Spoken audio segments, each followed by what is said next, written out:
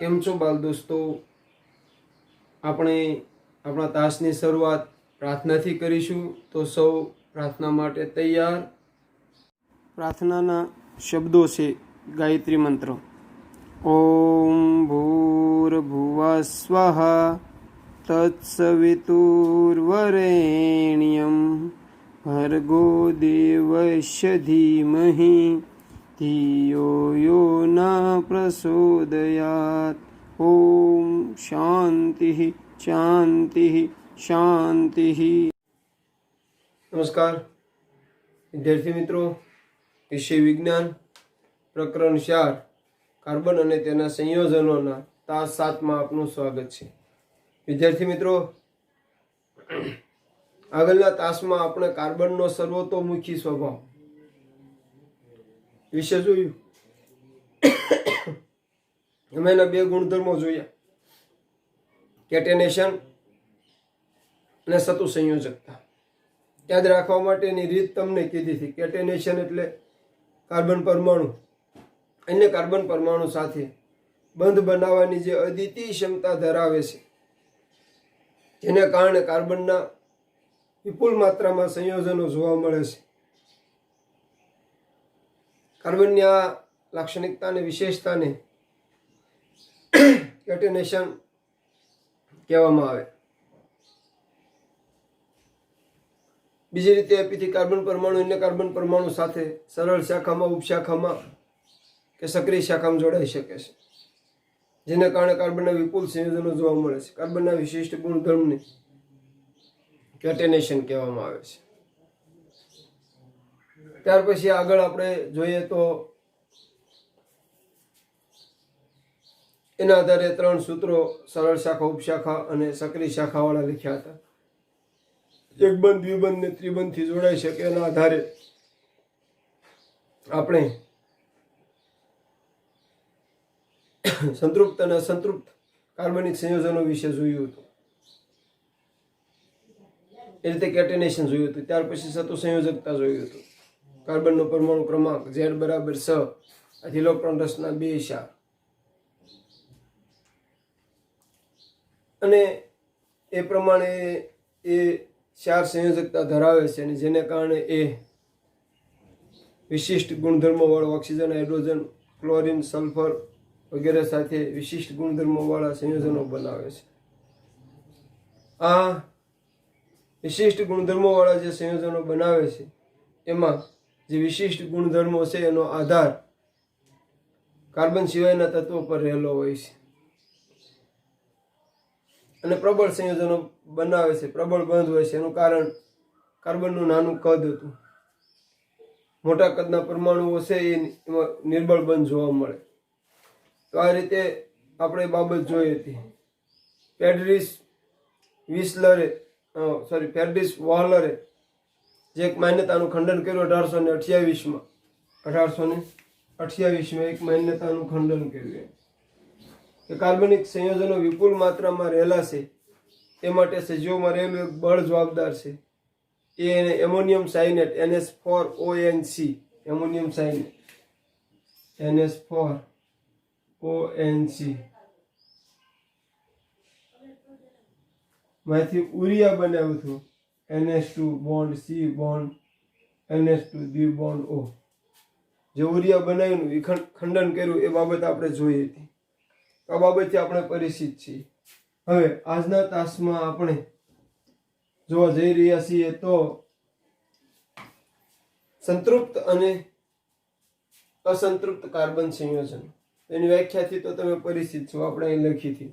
હવે સંતૃપ્ત કાર્બનિક સંયોજનો કોને કહેવાય અને અસંતૃપ્ત કાર્બનિક સંયોજનો કોને કહેવાય, એ વ્યાખ્યાથી તમે પરિચિત છો કે ભાઈ જે કાર્બનિક સંયોજનોમાં કાર્બન પરમાણુ સહસંયોજક એક બંધથી જોડાયેલ હોય એને સંતૃપ્ત કાર્બનિક સંયોજનો કહેવાય. દ્વિબંધ કે ત્રિબંધથી જોડાયેલ હોય તો એને અસંતૃપ્ત કાર્બનિક સંયોજનો કહેવાય. વ્યાખ્યાથી પરિચિત છો. ખાલી એની નીચે લખી નાખું છું કે સંતૃપ્તમાં જે છે એ સહસંયોજક એક બંધ હોય,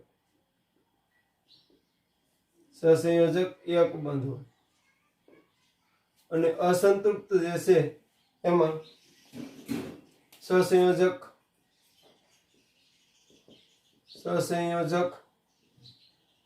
દ્વિબંધ કે ત્રિબંધ હોય. સંતૃપ્તમાં સહસંયોજક એક બંધ હોય, અસંતૃપ્તમાં સહસંયોજક દ્વિબંધ કે ત્રિબંધ હોય. આપણે એનું ચાર્ટ છે એ દોરવાનો પ્રયત્ન કરીએ કે ભાઈ સંતૃપ્ત અને અસંતૃપ્ત કાર્બનિક સંયોજનો છે એને બે ભાગમાં વહેંચ્યા છે. એક ભાગ જે છે એમાં આલ્કેન શ્રેણીના સંયોજનો આવશે. આપણે અગાઉ આવી ગયેલું છે આલ્કેન CnH2n+2. અને બીજા જે બે ભાગ છે એના પેટા બે ભાગ પડશે.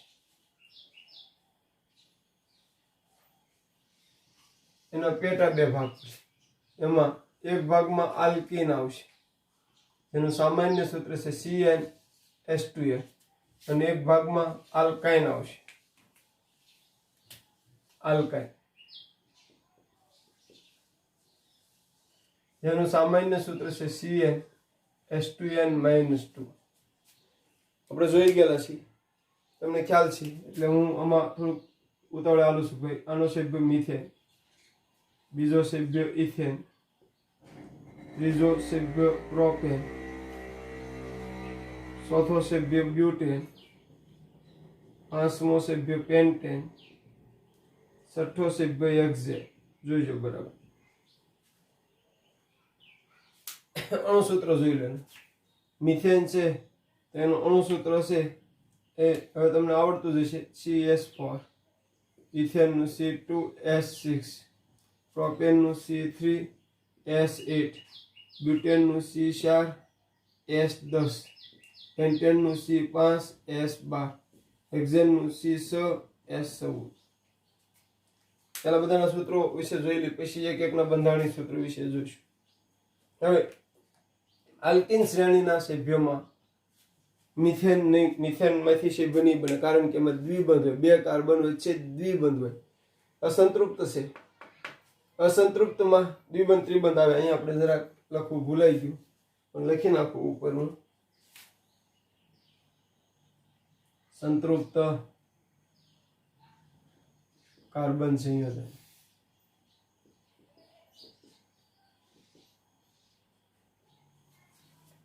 અહીંયા અસંતૃપ્ત કાર્બન છે.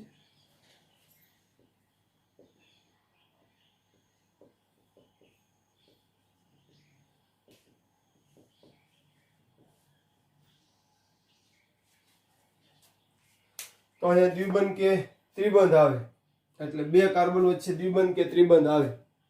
તો અહીં બે કાર્બન જ નથી મિથેનમાં, એટલે મિથેન નહીં, અહીંથી આનું બનશે ઇથિન બનશે,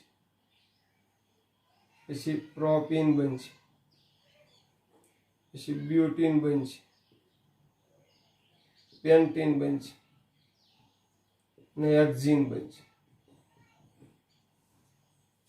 એના અણુસૂત્ર ઇથિનનું C2H4, પ્રોપીનનું અણુસૂત્ર C3H6 બમણા થાય, C4S8, C5S10, C6S12. એ જ રીતે અહીંયા પણ પહેલો સભ્યમાં ઇથાઇન થઈ જશે. આનો પહેલો સભ્ય ઇથિન, આનો પહેલો સભ્ય ઇથાઇન.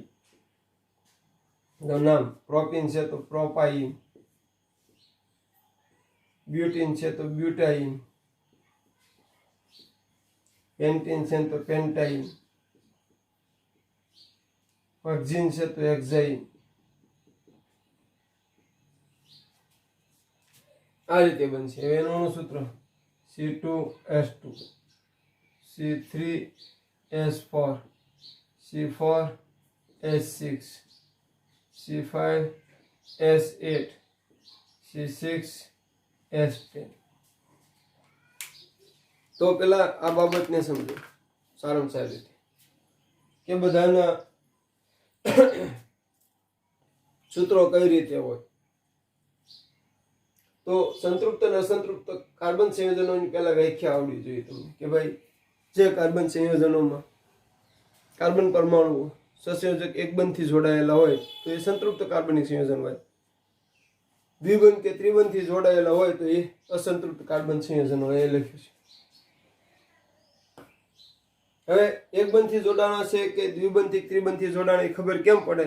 એ માટે આપણે આ બાજુ પહેલા આના સાહેબોને લઈએ છીએ એક એક જોઈજો. ચાલો મિથેન લઈએ છીએ. મિથેન જેનું સૂત્ર છે CH4 અણુ સૂત્ર. એના ઉપરથી આપણે એનું બંધારણીય સૂત્ર લખવું છે C bond S bond S bond S bond S. હવે લઈ ઇથેન જોજો. ઇથેન પહેલા આલ્કેન શ્રેણી જેનું અણુ સૂત્ર છે C2H6. તો હવે તબક્કા વાઇઝ આવશે આમ જો સોપાન અથવા તબક્કો. તો પહેલો તબક્કો 1 એમાં શું કરો? તબક્કા 1 માં કાર્બનના બંધ બતાવી દો. 2 કાર્બન વચ્ચે 1 બંધ. હવે તબક્કો 2 જે છે એમાં કાર્બન ફરતે હાઇડ્રોજનના બંધ બતાવી દો. કેટલા હાઇડ્રોજન છે? 6. 3 આની ફરતે 3 આની ફરતે આ રીતે બતાવી દો. તો 2 તબક્કામાં કામ પૂરું છે. હવે લો પ્રોપેન ત્રીજું. પ્રોપેન C3H8 અહીં છે જો પ્રોપેન. એમાં આપણે તબક્કા પ્રમાણે હાલી. તબક્કો પહેલો તબક્કો 1 એમાં કાર્બન વચ્ચેના બંધ બતાવી દેવાનો. તબક્કા 1 માં કાર્બન વચ્ચેના બંધ બતાવી દેવાનો. તબક્કો 2 આ કાર્બન વચ્ચેના જે બંધ તબક્કા 1 માં આપણે બતાવેલા હતા ફરતે ફરતે હાઇડ્રોજનના બંધ બતાવી દેવાના. 3 ને 3 6 2 8. તો આ રીતે બંધારણીય સૂત્ર આપી શકાય. જોજો. હવે બ્યુટેન આવે. કદાચ બ્યુટેન આવે તો એમાં પહેલા 4 કાર્બન જોડી દેવાના, પછી ફરતા ફરતા હાઇડ્રોજન જોડી દેવાના. આ રીતે એના બંધારણીય સૂત્ર અપાય. આની બીજી રીત છે. આમાં તો એક જ છે પણ બીજી રીત છે આની લખવાની. તો ભાઈ CH3 બીજી રીત. જો આ કાર્બન ફરતા 3 હાઇડ્રોજન છે તો આપણે નામ લખી નાખીએ CH3 બોન્ડ. આ બોન્ડ આ કાર્બન ફરતા 3 હાઇડ્રોજન છે CH3 બોન્ડ CH3. એ રીતે આને લખવું હોય તો શું લખાય? એક કાર્બન ફરતા 3 બનશે એટલે CH3 બોન્ડ. આ કાર્બનની આજુબાજુ 2 છે એટલે CH2 બોન્ડ. આની બાજુ 3 છે CH3. જોજો બરાબર કઈ રીતે આગળ તબક્કા વાઇઝ દેવાય. બ્યુટેન એક લઈ લઈએ એટલે આગળ તમે સમજી જશો. અહીંયા લઈ લો છું બ્યુટેનને જગ્યાના અભાવે કે ભાઈ બ્યુટેન છે. બ્યુટેન તેનું અણુ સૂત્ર છે C7H10. તબક્કો પહેલો તબક્કા 1 માં C bond C bond C bond C. Carbon જે પરમાણુઓ છે એમાં 4 કાર્બન પરમાણુ એની વચ્ચે બંધ બતાવી દેવાનો. હવે તબક્કો 2 અહીં લઈએ. તબક્કા 2 માં કાર્બન વચ્ચે બંધ જે બતાવેલો છે એની ફરતે ફરતે હાઇડ્રોજન વચ્ચે બંધ બતાવી દેવાનો.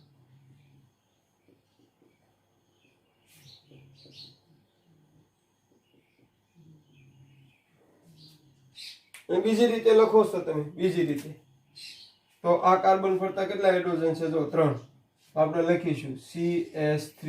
પછી બીજા કાર્બન ફરતા 2, ત્રીજા ફરતા 2, ચોથાની આજુબાજુ 3 તો CH3 bond CH2 bond CH2 bond CH3. આના ઉપરથી યાદ રાખો.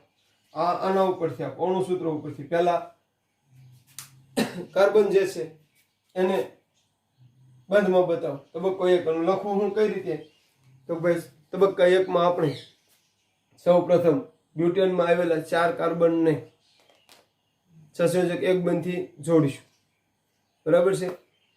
અહીં કાર્બનની સંયોજકતા કક્ષાનો 1 ઇલેક્ટ્રોન ભાગીદારીમાં ગયો. હજી 3 બાકી રહે.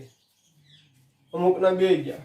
આ બે ના બે ગયા, કારણ કે બે બાજુ બંધ લાગવું પડે ને એટલે.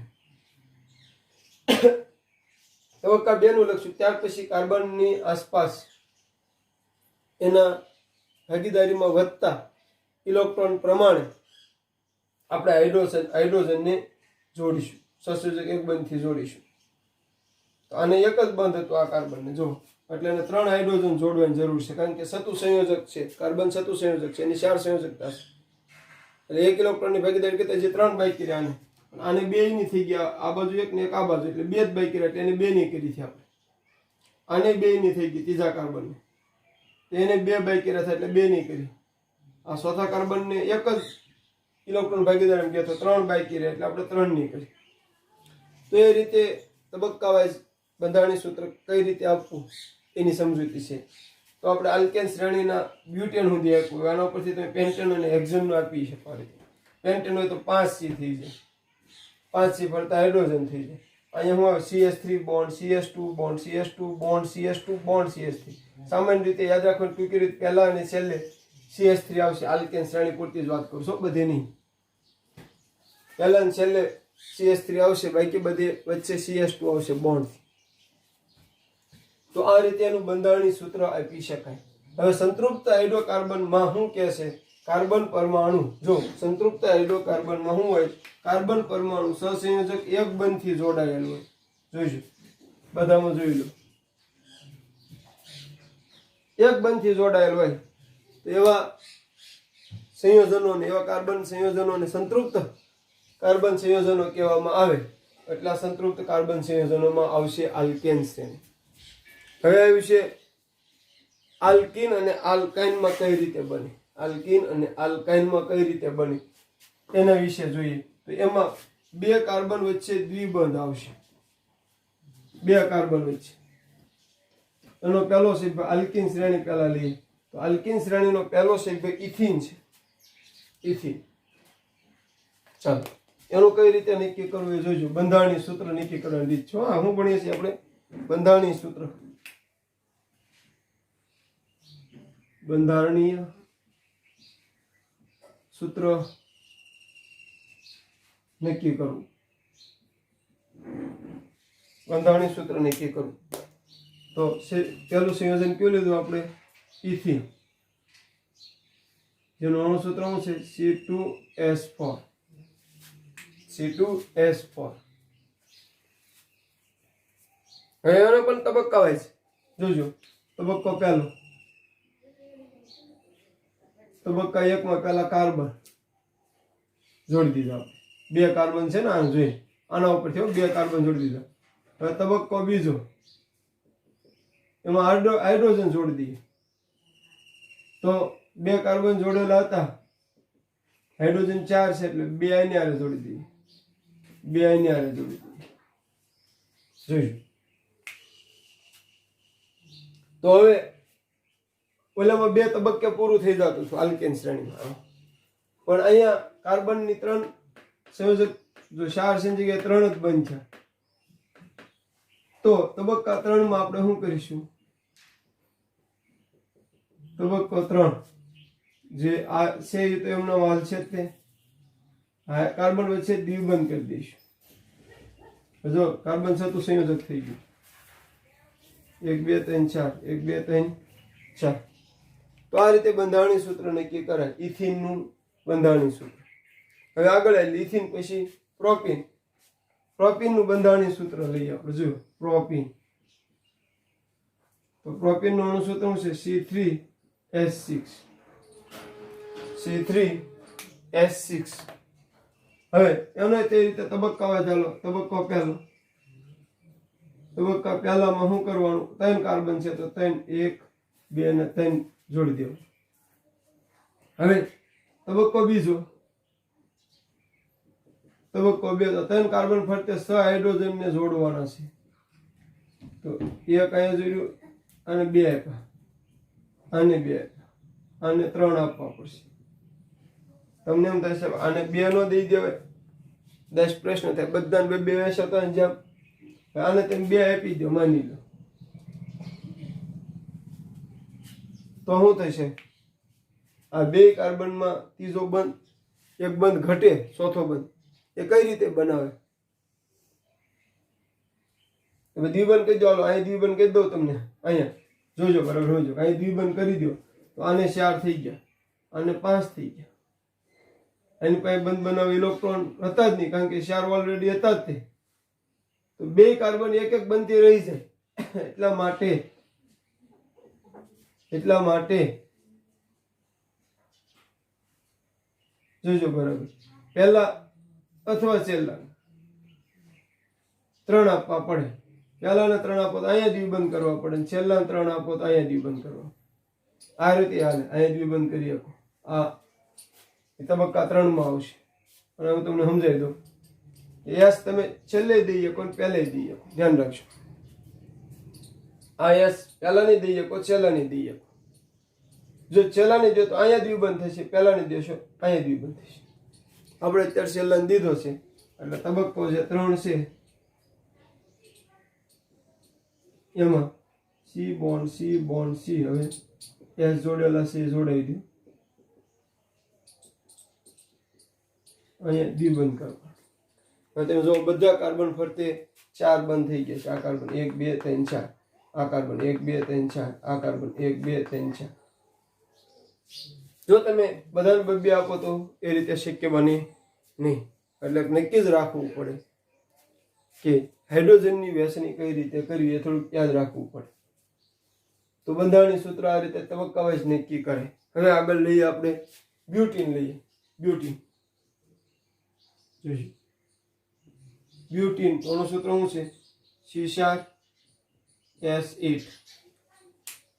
તો તબક્કો પહેલો એક કરું છું, C bond C bond C bond C, 4C. તબક્કો બીજો, તબક્કા 2 માં હાઇડ્રોજન જોડવાના છે, C bond C bond C bond C. હવે તમે પહેલા નક્કી કરી રાખવું પડશે, ધ્યાન રાખજો અહીંયા કે કયા 2 કાર્બન વચ્ચે મારે દ્વિબંધ જોડવો. બીજા તબક્કામાં ત્રીજા તબક્કાની વિશાળ પ્રક્રિયા પહેલા કરી રાખવી પડશે કે કયા 2 કાર્બન વચ્ચે મારે દ્વિબંધ જોડવા. માની લો કે આપણે પહેલા 2 જ રાખી સરળતા ખાતર, તો આની પાસે દ્વિબંધ જોડાવાના છે આપણે, એટલે આને 2 હાઇડ્રોજન આપવા પડશે, કારણ કે હજી એક અહીં આવશે. અને એક અહીં આવી ગયો, એક અહીં આવી ગયો, એટલે એક જ હાઇડ્રોજન આપવું પડશે.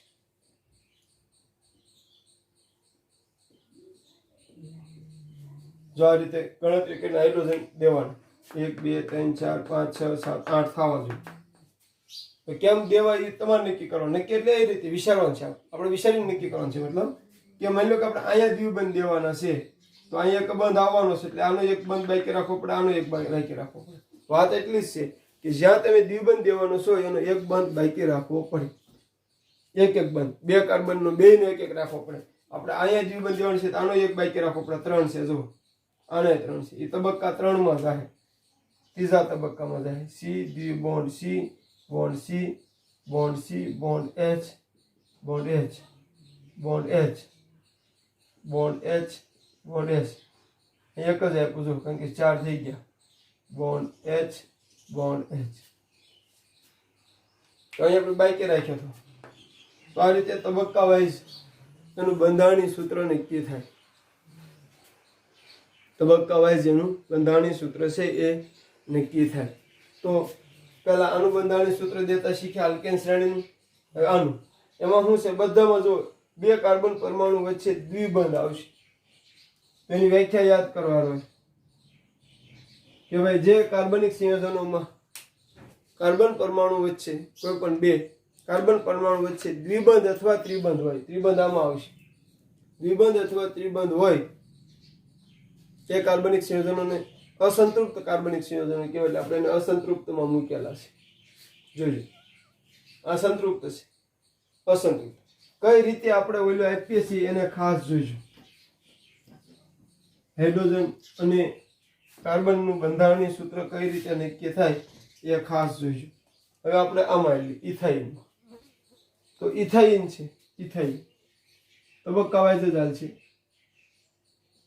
ઇથાઇન એનું સૂત્ર છે C2S2.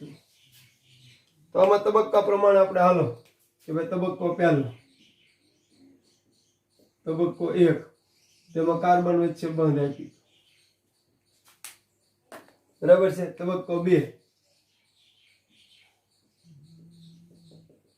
કાર્બન વચ્ચે બંધ હતા એને હાઇડ્રોજન વચ્ચે બંધ આપી દીધો, 2 હાઇડ્રોજન છે દેવાઈ ગયા. તબક્કો 3 જોઈજો આગળ. તબક્કો 3, હવે આ કાર્બન ને 2 જ બની છે, આની 2 જ છે, તો એ કાર્બન વચ્ચે હજી એક બંધ આપી દીધો, એક બંધ આપ્યો તો એક બંધ આપો, દ્વિબંધ છે. હજી એક ઘટે, જો કેટલા છે આ કાર્બન ફરતે, 1 ને 2 3, આ કાર્બન ફરતે 2 ને 1 3. હવે તબક્કો 4, ઈજ કાર્બન ફરતે 3 બંધ આપી દો. ગણો 3 ને 1 4, 3 ને 1 4, 2 કાર્બન ને ફરતા સંયોજકતા એની સંતોષાઈ ગઈ. જોઈ લો બરાબર. અહીંયા તો 2 જ કાર્બન હતા એટલે વાત સીધી રીતે પતી ગઈ. પણ આગળના સંયોજનોમાં જેમ કાર્બન વચ્ચે ત્યારે તમારે થોડુંક માઇન્ડલી વિચારી લેવું પડશે કે મારે કયા કાર્બન વચ્ચે ત્રિબંધ દેવાનું છે. એક વાત નક્કી છે કે આ શ્રેણીમાં આલ્કાઇન શ્રેણીમાં કોઈ પણ 2 કાર્બન વચ્ચે ત્રિબંધ આવી વાત પાકી છે, કોઈ પણ 2 વચ્ચે. એટલે વિચારી પ્રક્રિયા થોડીક અગાઉ કરી નાખવાની રહેશે કે મારે કયા 2 કાર્બન વચ્ચે ત્રિબંધ દેવો, આ પહેલા નક્કી કરવું પડશે. પછી તમે એમાં આગળ હાલશો. આગળના અણુસૂત્રને લઈને આપણે હાલીએ કે ભાઈ પ્રોપાઇન. જોઈજો પ્રોપાઇન, જેનું અણુસૂત્ર છે C3H4, અણુસૂત્ર છે C3H4. તો તબક્કા પ્રમાણે તમે હાલો કે ભાઈ તબક્કો 1 જેમાં કાર્બન 3 છે એટલે 3 કાર્બન વચ્ચે બંધ આપી. તબક્કો 2, જો અહીંયા વિચારવું પડશે, બંધ દેવાનું આવે, ત્રિબંધ દેવાનું આવે તબક્કા 4 માં, પણ વિચારવું અહીંયા પડશે કે ભાઈ મારે પહેલા 2 કાર્બન વચ્ચે ત્રિબંધ કરવાનો છે. જોઈજો આ 2 કાર્બન વચ્ચે ત્રિબંધ કરવાનો હોય તો આને 3 બંધ થઈ જશે એટલે આ કાર્બન ને 3 બંધ આવશે એટલે એક જ યસ બાકી રહે, એક બંધ બાકી રહે એટલે યસ આપી દી. અહીંયા 3 બંધ અને એક આ 4 એટલે આને તો આવી જાય 4 ના યસ દેવાની જરૂર નહીં રહે, આને એક જ બંધ આવશે એટલે ના 3 યસ આપી જાય. યસ પૂરા થવા જોઈએ જેટલા કે એટલા, અને ગોઠવણી યોગ્ય થવી જોઈએ. આ પહેલા નક્કી કરી રાખવું પડે. નહીં તો તમે અહીં બધે યસ આપી દો પછી ત્રિબંધ ના આપી શકો. ભલે એનું તબક્કા પ્રમાણે હાલે, ત્રિબંધ દેવાનું ચોથા તબક્કામાં, પણ નક્કી કરવું પહેલેથી પડે, ખાસ બીજા તબક્કેથી. હવે તબક્કો 3 જોઈજો. તબક્કો 3, H bond C, V bond કરી નાખો, C bond C, bond H, bond S, bond S. અને તબક્કા 4 માં શું કરવાનું છે જોઈજો. તબક્કો 4 છે એમાં આ રીતનું કરવાનું રહેશે.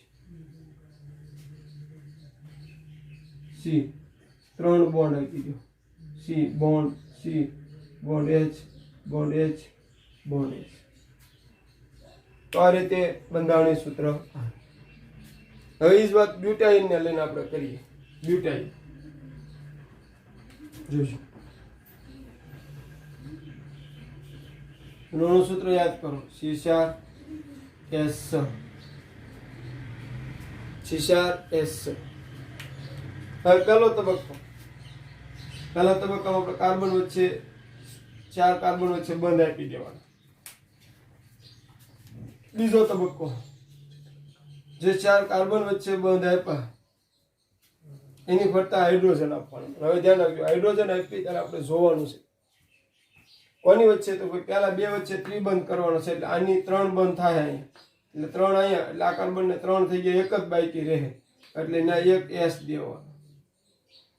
અને 3 થઈ જાય ને એક આવી જાય એટલે એની આને એક જ, એને એક આ 2 થાય એટલે 2 S દેવાના, અને એક જ બંધ થાય એટલે એને 3 S દેવાના.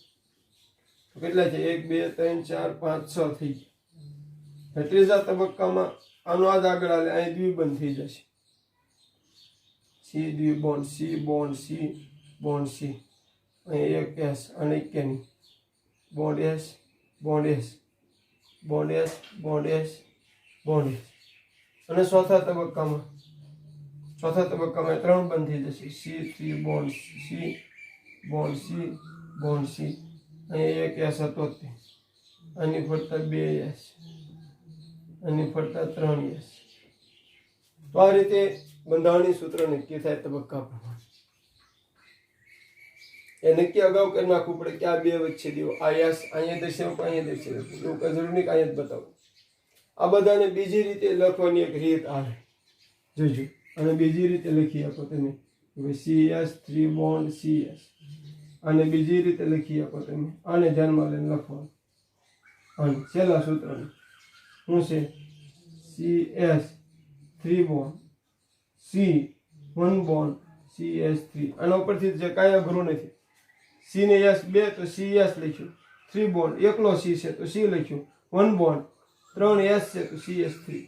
આને એ રીતે લખો તો કેમ લખીએ કે જો પહેલા CS છે, આપણે લખીશું CS, પછી 3 બોન્ડ્સ, આ એકલો C છે C, પછી આ C ફરતા 2 છે એટલે બોન્ડ CS2, આ C ફરતા 3 છે એટલે બોન્ડ CS3.